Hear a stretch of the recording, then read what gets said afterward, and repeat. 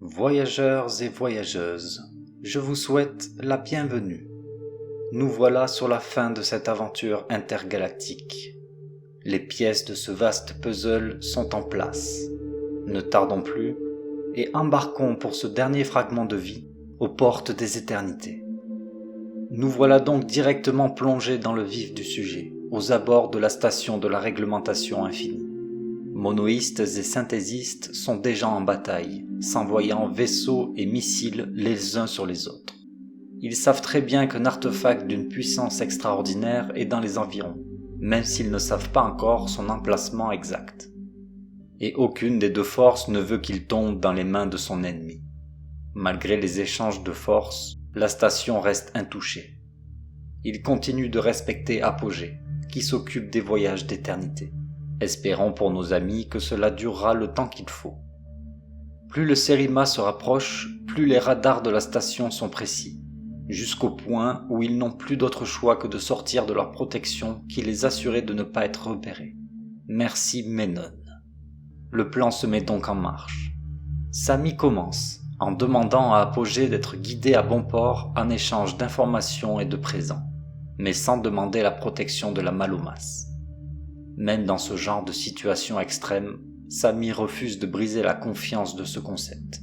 Samy est et sera toujours Samy. La station ne tarde pas à répondre et accepte la proposition. Sans attendre, Samy demande à Alpha-Raël de faire la même chose avec les monoïstes, par le biais de la radio du Sérima. Le jeune homme n'hésite pas et délivre un message des plus convaincants, évoquant un objet envoyé par Inevita, lié à la fin des temps. Il n'en faut pas plus pour activer la ferveur des cultistes. Puis vient le tour d'Alia. Mais celle-ci est de nouveau dans une vague d'hésitation et de doute. Elle pense à tous ses amis écuyers et les autres chevaliers solaires qui sont en train de se battre autour d'elle. À cause d'elle. Si elle avait réussi à récupérer la pierre de fin sur Cavaron, rien de tout cela ne se produirait. Elle pense s'être éloignée de son but. Peut-être que donner la pierre de fin à la compagnie Solétoile maintenant permettrait de tout stopper. Et elle pourrait enfin retourner chez elle. Retourner auprès de Sir Vonda. C'est Alpha-Raël qui va intervenir. En se prenant pour exemple, et toutes les épreuves de foi qu'il a traversées, il va commencer à retourner la situation. Ce qui va ressortir de tout ça, c'est qu'Alia a peur de ne pas être à la hauteur d'un chevalier Solétoile. Il va donc réveiller en elle son devoir sacré de protection. Il va lui demander de prendre soin de lui. Contre toute attente, cela fonctionne. Alia à la fois vacillante, mais seulement envers la synthèse lumineuse. Je peux très bien sentir qu'à ce moment précis, elle fait un pas vers une nouvelle forme de foi, dirigée vers elle-même. Le chemin est toujours sombre et brumeux, mais la chandelle qu'elle vient d'allumer la guidera. Elle finit par délivrer un message à un vaisseau Solétoile. Le plan peut continuer à se dérouler. Le Sérima parvient jusqu'à la station, pendant que monoïstes et synthésistes se battent pour protéger le vaisseau. Ils sont accueillis par une Eumédienne en charge de la station, accompagnée par des mécans de sécurité. Les Eumédiens sont des êtres fascinants et très diversifiés dans leur aspect physique et leur capacité psychique. Je pourrais les comparer à des insectes géants, mais cela serait trop péjoratif quant à leur niveau d'évolution. Leur terrasymbiose les dote de capacités d'adaptation hors normes et ce n'est pas surprenant d'en croiser à des hauts postes administratifs d'Apogée. Mantis de son nom, elle annonce à Samy et Tanuk qu'elle est au courant pour la pierre de fin, que Sir Vandam l'a averti qu'il y allait avoir une guerre ici pour cet artefact et que Samy devrait leur donner cet artefact. Ils pourront ainsi le donner aux Drix, des êtres mystérieux qui ont participé à l'évolution technologique d'Apogée. Elle leur dit aussi qu'un Drix est déjà présent sur la station, mais que celui-ci ne semble pas intéressé par la pierre de fin. Il a plutôt l'air de se préparer au combat. Samy n'en revient pas. Les chances de croiser un Drix sont infimes. J'ai pu de mon côté en savoir un peu plus sur eux, mais les informations récupérées n'en restent pas moins très peu nombreuses. Samy et Tanuk sont surpris, et le capitaine commence à hésiter. Mais un bruit étrange, parcourant la station, à la fois doux et très aigu, les interrompt. Les alarmes se déclenchent. La station se fait attaquer. Des trous apparaissent sur les parois autour d'eux et une forme non définie commence à se faufiler à l'intérieur. Uniquement détectée par les sonars, il révèle des vagues de matière potentielle. De la matière potentielle qui se déplace et se dirige vers nos héros. Les mécans allument leurs lampes et nous pouvons enfin l'apercevoir. J'ai déjà vu ce genre d'entité, et elles ont à chaque fois des particularités très étranges. Celle-ci est comme une boucle, sans intérieur ni extérieur. Ce qui semble être sa peau défie les lois tridimensionnelles. Elle est recouverte de sphères retournées tâtant la 4e dimension, de reliefs ressemblant à des nœuds d'oreilles et de sphères écrasées. La créature rougit d'un mauve pâle, tendant vers l'ultraviolet, et même l'atmosphère autour d'elle est impactée par sa présence, se tordant en spirale qui tourne dans le mauvais sens.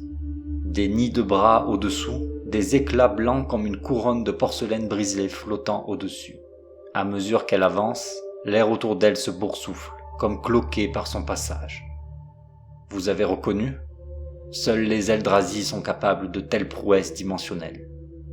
Et nous voilà au premier plan pour en observer un. Bon courage à ceux sur son chemin. Les mécans passent à l'attaque, et les trous qu'ils parviennent à faire dans l'Eldrazi ne font que déclencher de nouvelles bizarreries à faire vriller le cerveau des plus fragiles. Rien ne semble les ralentir.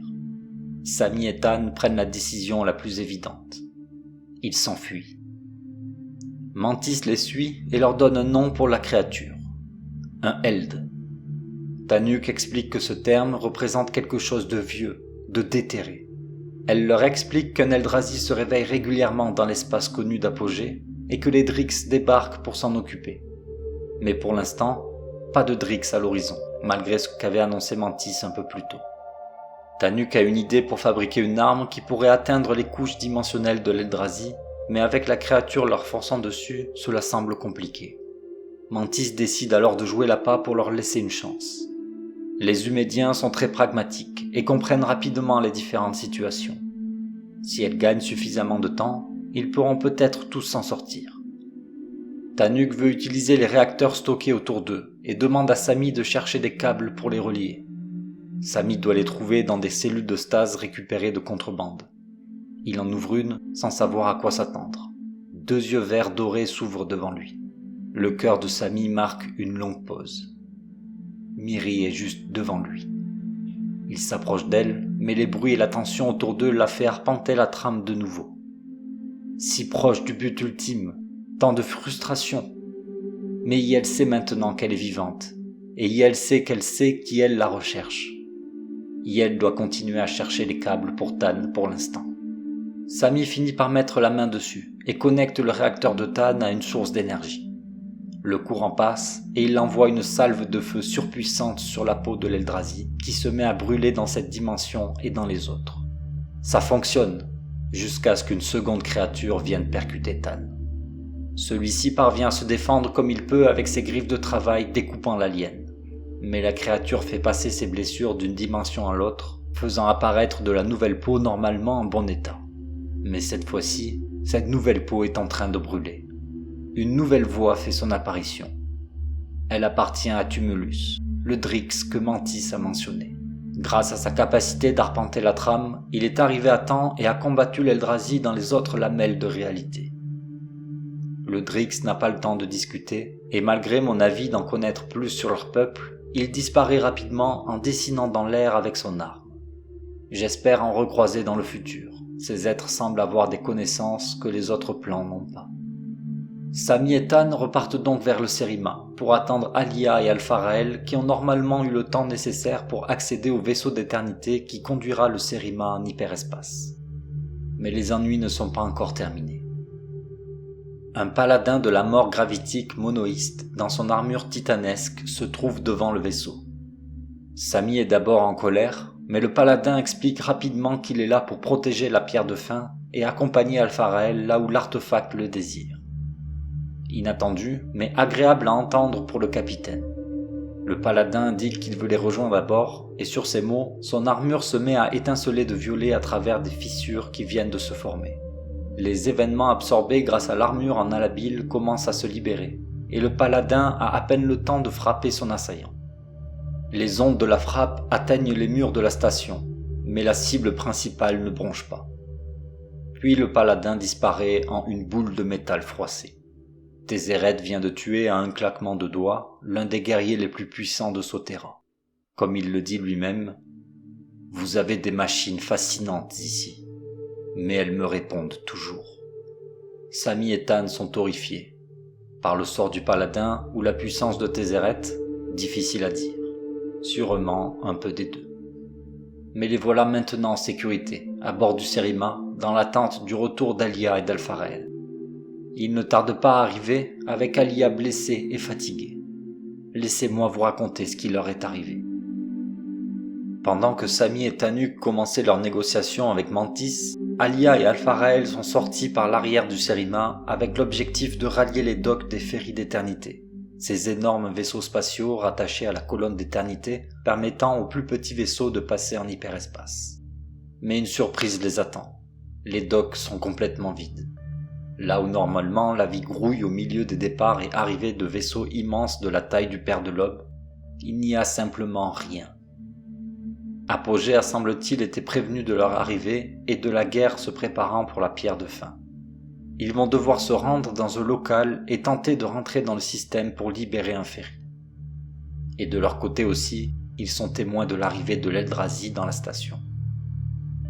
La réglementation infinie va se mettre en état d'urgence, et cela va leur faciliter la tâche. Ils parviennent à rentrer rapidement dans le local des chefs des docks et accèdent aux villes, l'interface robotique qui peut leur donner un accès au ferry. Celle-ci leur demande un code d'accès, un code unique et connu uniquement du corps stratégique de la station, basé sur un réseau euclidien à plusieurs centaines de dimensions. Il faudra donc des milliards d'années d'essais pour avoir une infime chance de trouver la bonne combinaison. Alpharel, confiant, se lance pendant plus d'1 minute dans une récitation de nombres. Sans succès. Vous n'êtes pas surpris ? Lui, oui. Il s'attendait à ce que la pierre de fin lui donne un coup de main. Déstabilisé, il propose à Alia de retourner chercher la pierre au vaisseau.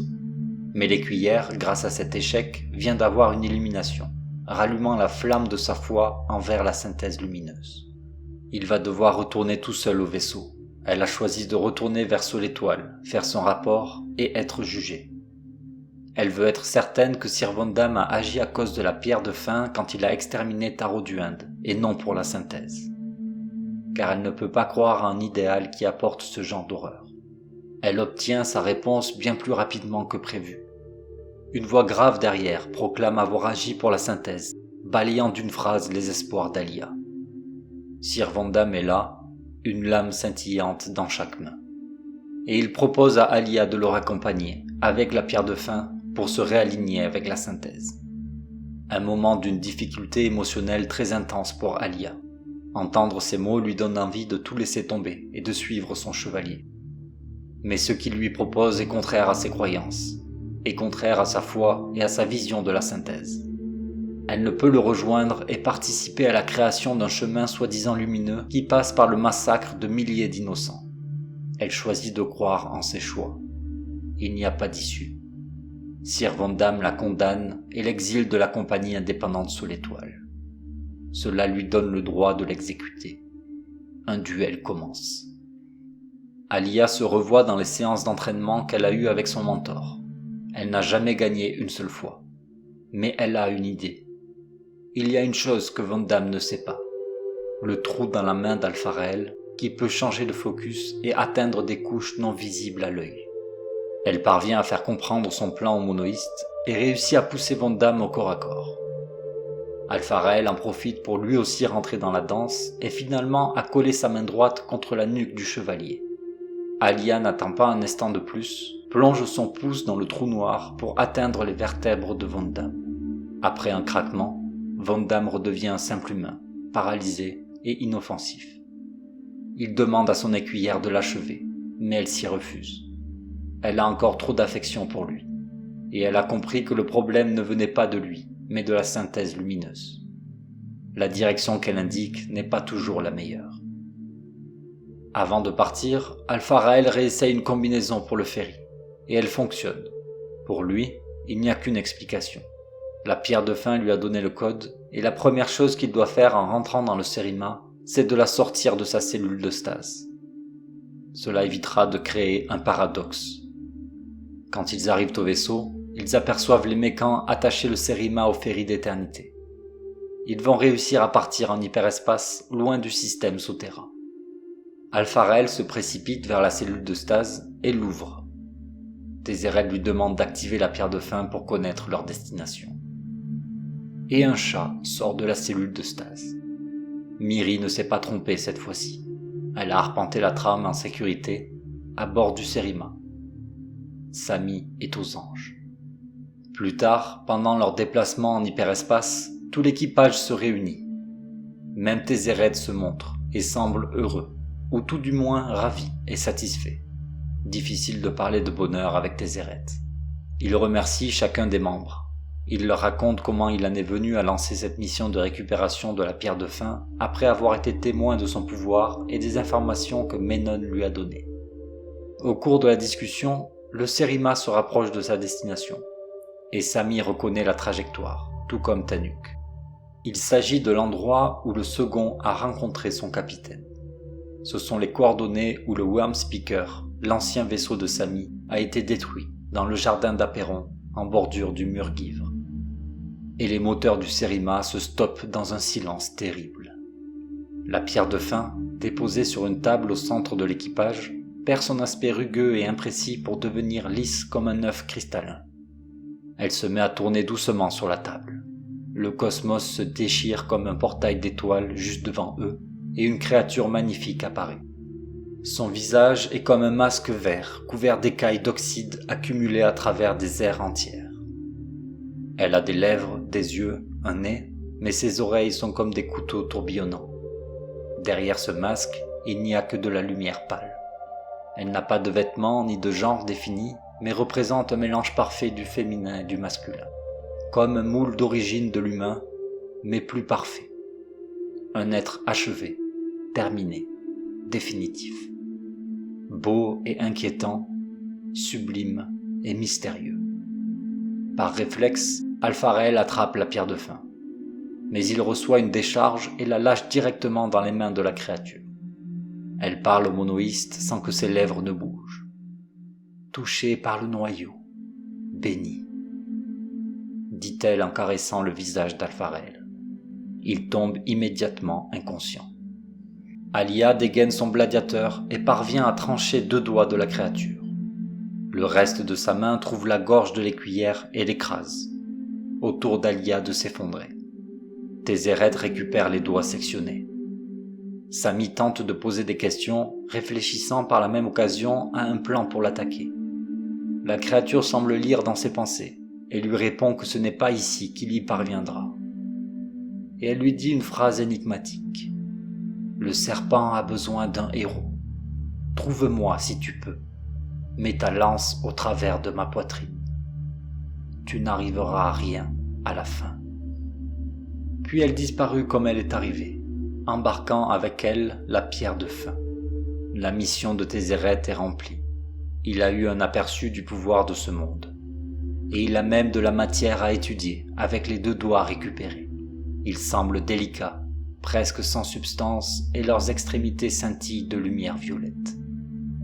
Il regarde en direction de Samy et déclare « Donc tu as bien quelque chose comme un arpenteur. » Mais Samy n'écoute pas. Iel et Tanuk doivent aider Alia et Alpharel. Et puis Miri est là, et elle n'a pas bougé. Au moins une chose de positive. Ça y est, nous y sommes. La fin de cette aventure nous laisse avec beaucoup de questions sans réponse. Qui était cette entité ? Appartient-elle à une race ou est-elle unique ? Quel est son rapport, si elle en a un, avec les Eldrazi, les Fomori ou les Drix ? De quel serpent parle-t-elle ? Je ne manquerai pas de faire mon enquête sur tout ça, avant de retourner dans ce monde si particulier. Mais une chose est certaine, je ne serai pas seul à faire ces recherches. Nous pouvons faire confiance à Tézéret pour enquêter de son côté. Accompagné par Samy avec sa potentielle étincelle d'arpenteur et son nouvel équipage, je suis sûr que le capitaine intrépide n'hésitera pas, tant que Miri reste en sécurité. Pour ma part, il est temps de m'éclipser des portes des éternités, avec la certitude d'y refaire un passage dans le futur. Merci à vous de m'avoir suivi dans cette aventure intergalactique et à travers tous ces fragments de vie.